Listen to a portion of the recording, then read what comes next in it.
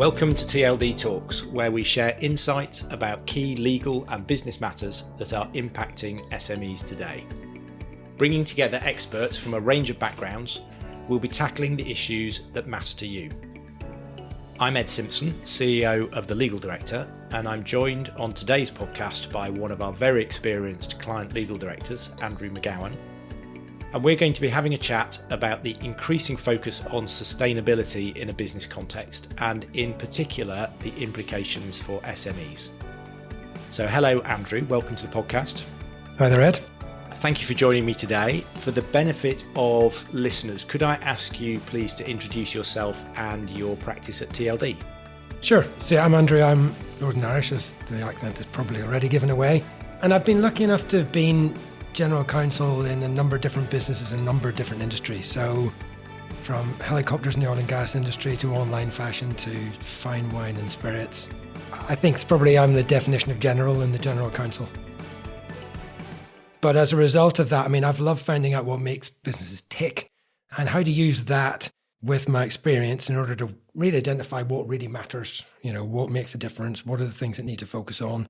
And conversely, the stuff that can often be a distraction from a legal perspective and that can take up a lot of time and money. So I think that sort of prioritization piece and focusing on what matters is key to me. Fantastic. Well, that leads on very nicely to our subject today. Last month, I talked with our colleague Kylie Tan about net zero. Kylie had just done an MBA and focused on net zero in his dissertation. And I see that discussion as really as a subset of the wider sustainability piece that should sit on any business's ESG agenda. And with that in mind, I'm going to start in the same place as I did with Kylie. Firstly, what do we mean when we talk about sustainability in a business context? And then secondly, why does it matter? Why should SMEs care about it? Good questions, good starting points. To me, what we mean when we talk about sustainability is stepping back, taking a holistic view of your entire business, and then taking responsibility for all of the impacts that your business has on people and on the planet and on everything else. So it's properly stepping back and becoming a responsible business in all senses of the word. So why does it matter? Why should SMEs be taking this seriously and tackling it? I'm guilty in answering this question of quite often focusing on one particular thing, which is, the planet. It's obviously a thing that's being talked about more. We are in, a climate crisis, but there are a lot more drivers to that, and that's why it's increasingly becoming compelling for all businesses, but in particular SMEs. For example, regulators are beginning to wake up. There are already a number of legal requirements out there. They're pointed at bigger businesses initially, and they're about reporting. So they're relatively limited, but more are coming, and the scope of those are going to broaden out. So regulators are wakening up. Ultimately, I can see things like taxes starting to come in to tackle the detrimental impacts that businesses are having. Customers within a business sense are also more and more alive to this. ESG, sustainability, is increasingly part of supplier tender processes. They're much more interested in working with people that have the same values as them and that think in the same way that they do. So, there's a business-to-business angle to this as well. Consumers too. I don't think consumers are ever going to lead on this. Life's too busy for people that are out there. But certainly, the second there are better solutions out there on the market, the excuse that it can't be done is removed from everybody else, and consumers will move across to that. So, there's certainly a huge factor in this, albeit that I don't think they'll ever drive it. A bigger driver I've certainly seen within businesses I've been involved in are the employees. Who wants to work for a business that's destroying things, that's having negative impacts? And conversely, it can be a huge recruitment tool to be very clear on taking that holistic view of your business, being a much more responsible business in all aspects of it. The final driver I see within that is investors. Again, similar thing, who wants to own businesses that are like that? But there are funds increasingly that are setting ever more stringent requirements and standards on the businesses that they get involved in. And certainly they're requiring a lot more reporting. So when you put all that together, there are lots and lots of reasons to be getting behind this. And in particular, why it matters now is, to me, there's one big practicality within that, which is that the level of rethinking that's involved in this is so big that it is impossible to play catch up quickly when that tipping point comes. There's a first mover advantage in this just because you get yourself the time to do the thinking and the rationalizing that you need to do this. So to me, doing nothing on this really, it's not an option reputationally or operationally from a practical perspective either. So really compelling reasons for any SME to be tackling this, as you say. It's not something that can be ignored, and that there are multiple drivers coming from clients. It's your employees or your potential employees or investors, insurers, lenders, whoever it might be, increasingly pushing people to do something meaningful about this. You know, I was general counsel of ASOS, the online fashion retailer, and it was always on work parties where people would, I don't know whether they needed a wee bit of Dutch courage to come up and collar myself and the other executives that were there, but they were hugely passionate about coming up and demanding why we weren't doing more and why we weren't doing better and could we do this and could we do that.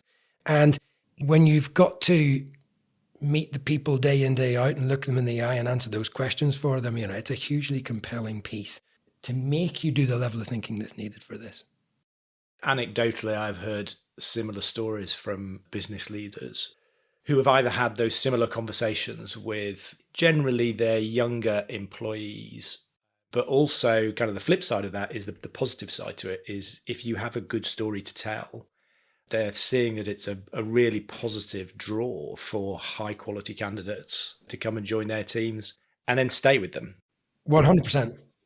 And also then they take that message out to their peers. So they can become huge advocates as well. So yeah, there's definitely the two sides to this, both from the risk management perspective, but also the promotion bit of, right, let's be someone that stands out within, you know, a difficult recruitment market. Great point. So I'm sitting here as a CEO of a small business, and I've heard all of those drivers. I get it. I realize that I need to do something. It almost feels like too big a challenge. Where do I start? How do I start to get my arms around this? How do I make progress? That huge challenge thing, I actually think, is one of the biggest things that has been preventing a lot of action from happening in business and creating a lot of greenwash and creating a lot of people ending up in ditches that they haven't intended to end up in. So, yes, certainly how to get cracking in this is by far and away the big challenge. Now, there are a number of quite specific things that I think just help get you to your own specific answer. And you know, let's run through those now. You kind of touched on the first one in your intro to that, which is there absolutely has to be clear top level commitment to this. And the CEO, the chair, the board, the CFO, you know, they really do need to understand those above reasons and all be genuinely committed to taking responsibility for the environmental social impacts of the business. Without that, it won't happen, quite simply. It's almost better recognizing that up front. That has to be there, and it's certainly worth, if I was a CEO or a founder, making sure that the people around you are on board with that and that understand the importance of that to you and have recognized and been taken through those rationales that are there. So that has to be there. But your question was right, let's assume that's there. An immediate blocker that I've seen is people assuming that, right, I've got to find the perfect solution to this, and therefore I shouldn't start doing anything until I've worked out exactly what I need to do.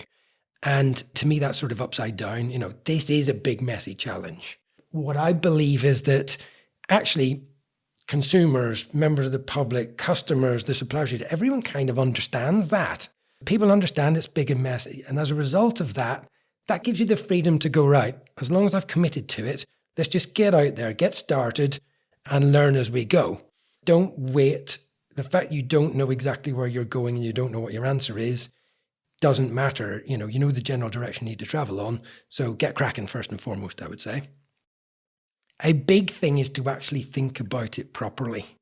People understand that it's messy and it's difficult. They won't forgive half-baked, incoherent, messy thinking about how to do it.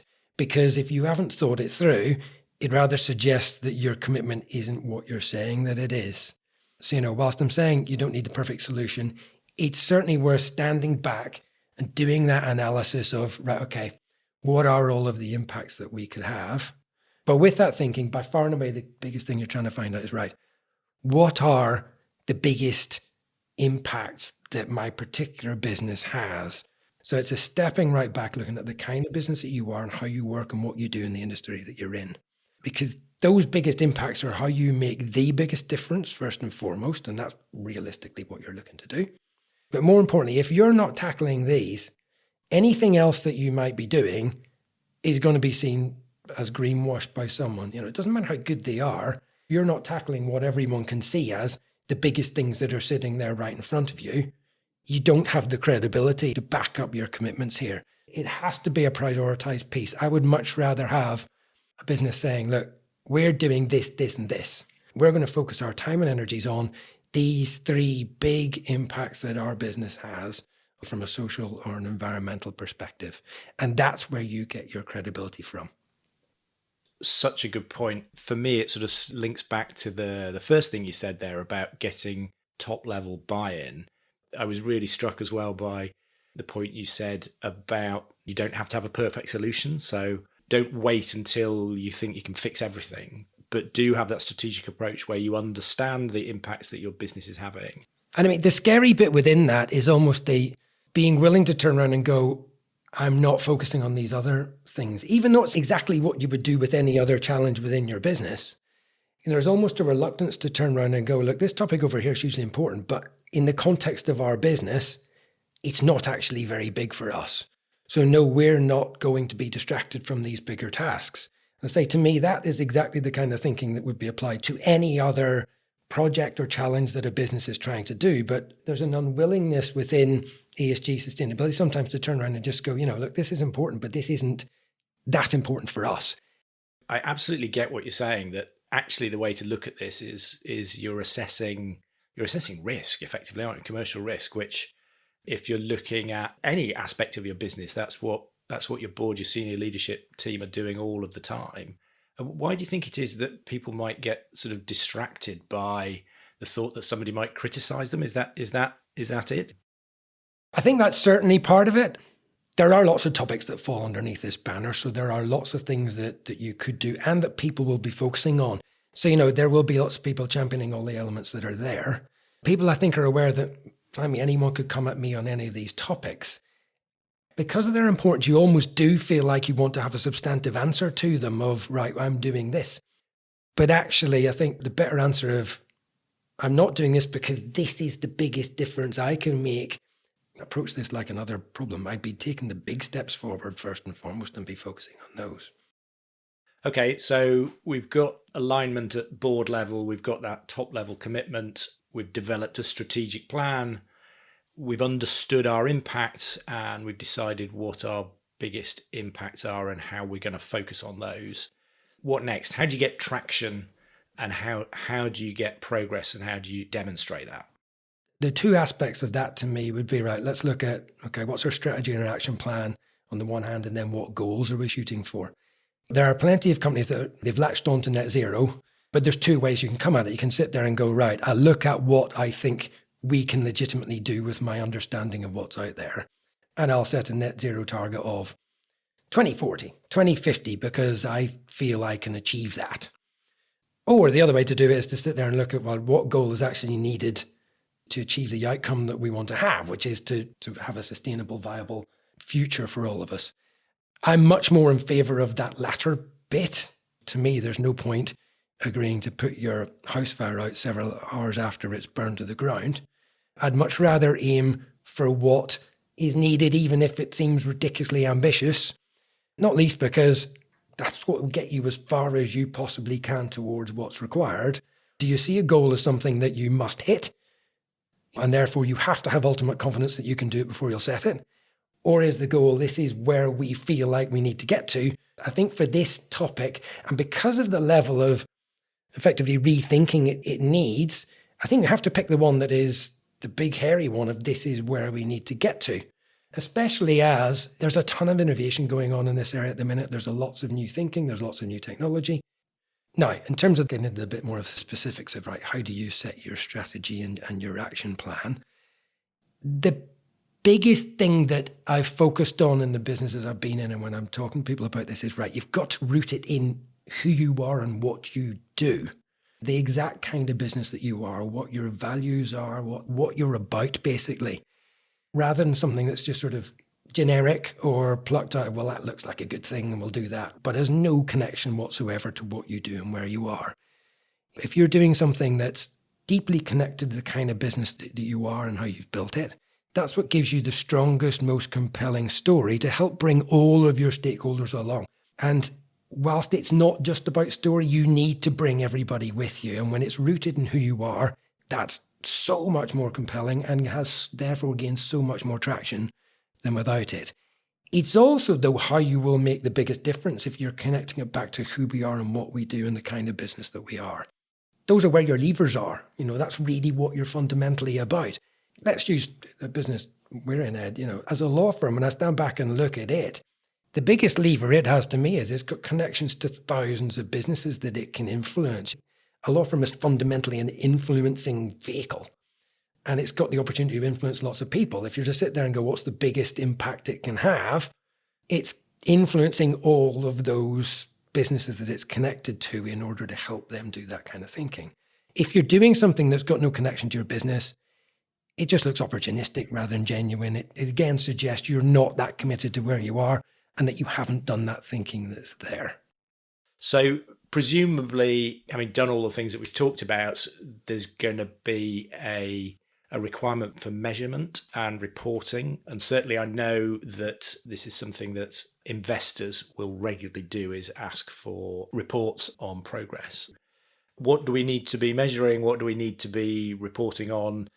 Let me start with the approach that I'd advise in terms of that reporting bit. I mean, it is hugely important for two things. One, to show people how you're doing, and also to hold yourself to account and allow yourself to know what's there. But the approach on it has to be it has to be about talking openly and honestly about how you're doing. It's not a marketing approach of we're just going to shout about the positive things that we've done. It can't be about that again. Bring it back to what we talked about earlier. If this is a big and messy challenge, there will be ups and there will be downs. There will be bits where you make great progress. There'll be stuff that is a real struggle.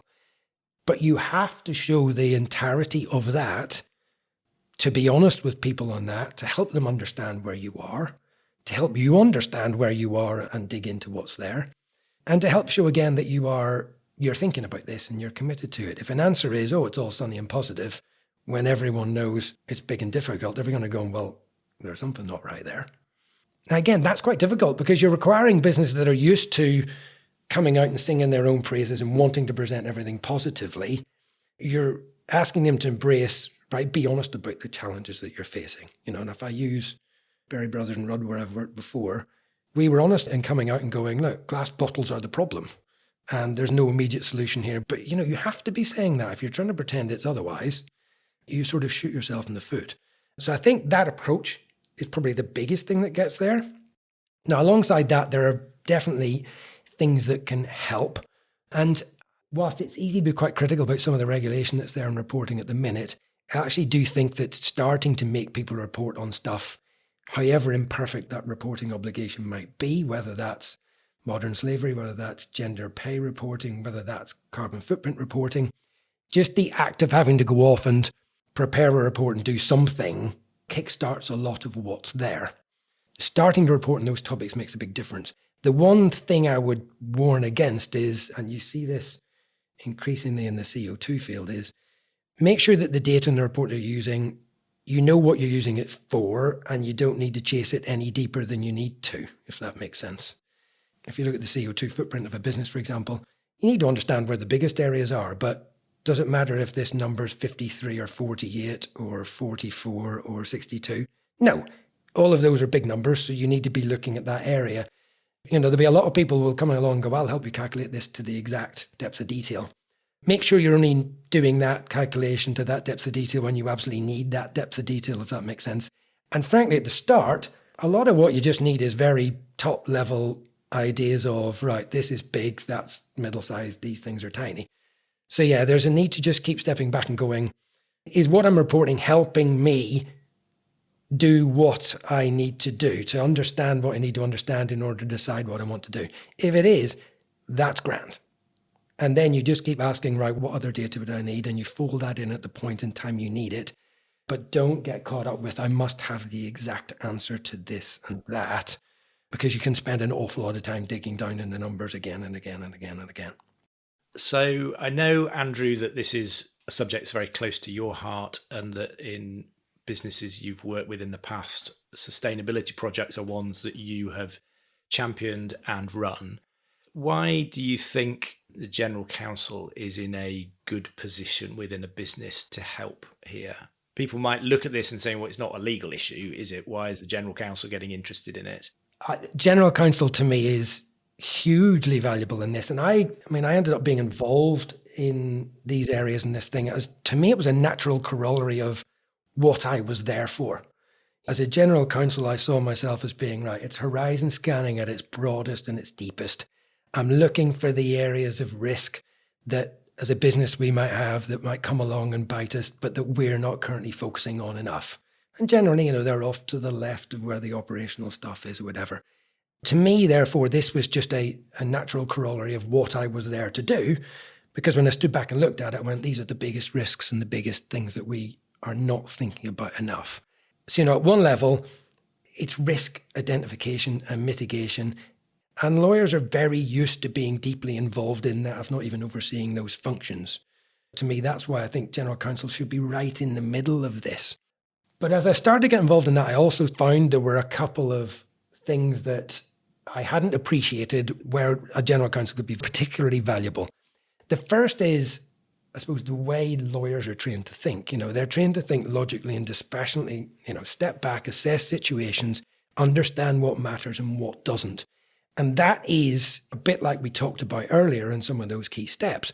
That's hugely valuable to their prioritization. That's essential on finding and focusing on your biggest impacts. So, that ability to step back and go, right, hang on a minute, there's lots here, but it's this, and this. That way that lawyers are trained to think, I found, has been hugely helpful in that exercise and in staying focused on that exercise. The other approach that I found was also that, general counsel quite often have a company secretary title with them. So they're generally in the boardroom for everything anyway, or at the very least, they're very comfortable and used to interacting with boards and are quite often on executive teams, which is where I believe they should be. And as we talked about right at the top, you need top level buy-in here, and keeping that top level on board with what you're doing and supportive of what you're doing is critical. And general counsel, therefore, have a great understanding of what is needed to connect to those boards. What are they going to want to see? How do you need to talk to them? Because far too often, as I say, this is a big, messy challenge. It's quite often I've seen it brought to boards as one big challenge, and it's dumped in the middle of the table. And I think people expect, well, the board will go, right, well, I'll grab hold of that. Whereas quite often it's overwhelming. You just go, that's so big, I'm just going to ignore it, or I'm just going to do the easy things around the edges. So it is as much about that ability to identify the key things. It's also the ability to present them in a way that connects to the key stakeholders and the people at the top that you need in order to make that happen. That's why I felt this was a natural corollary of a general counsel's role.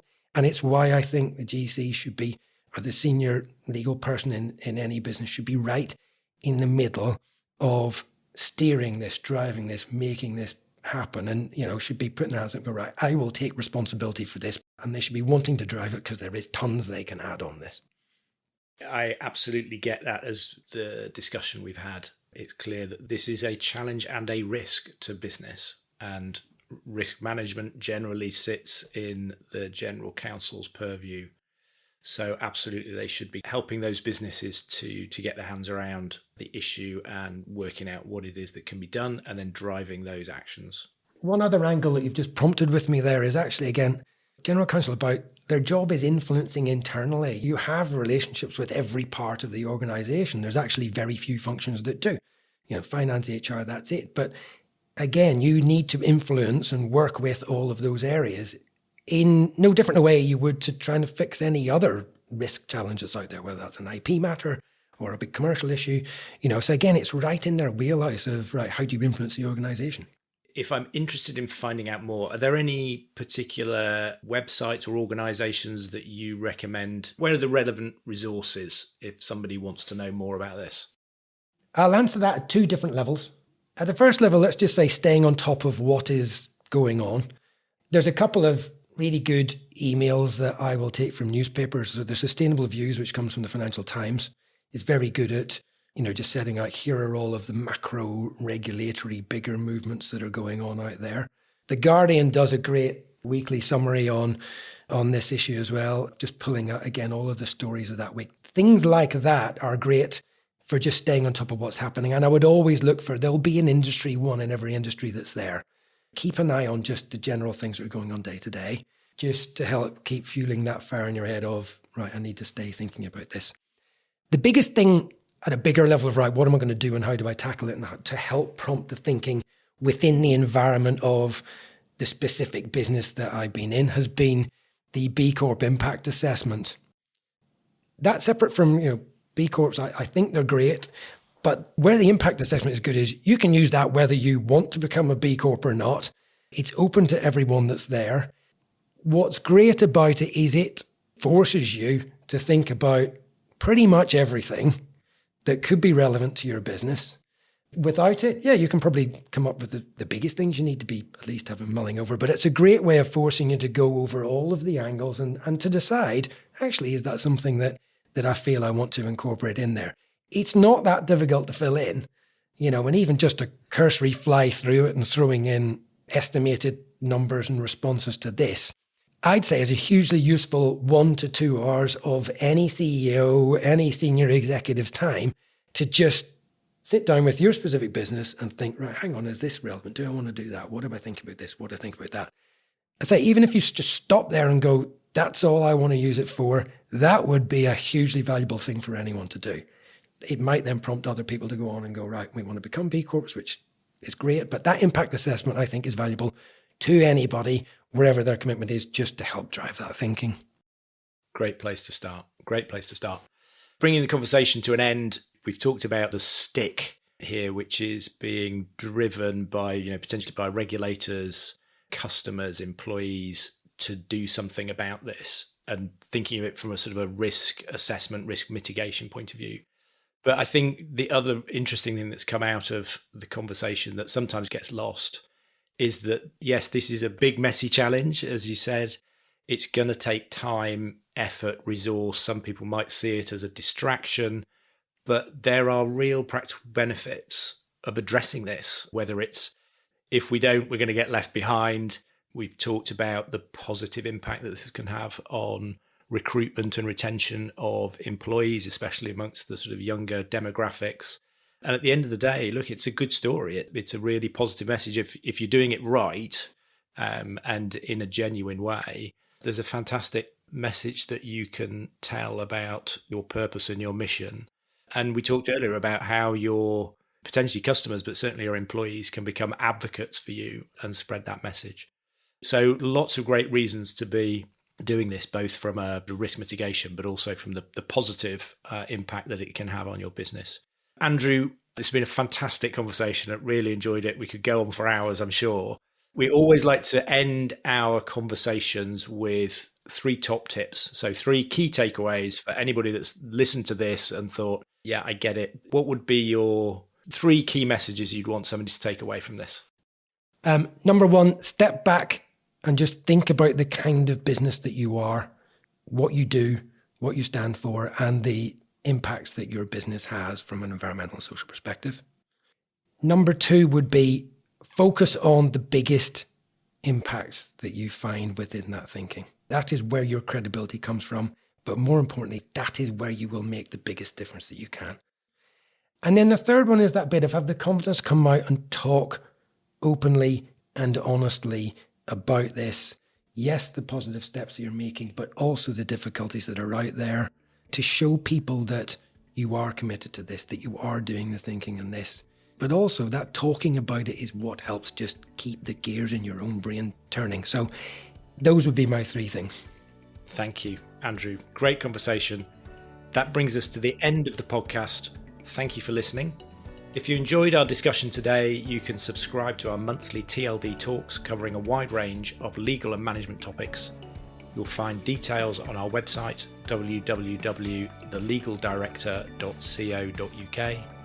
and you can also find us on Apple, Spotify and Google. If you'd like to know more about the implications of sustainability on SMEs or the wider ESG agenda, or indeed any aspects of the work of the Legal Director, then do please call on 020 3053 8613 or visit our website.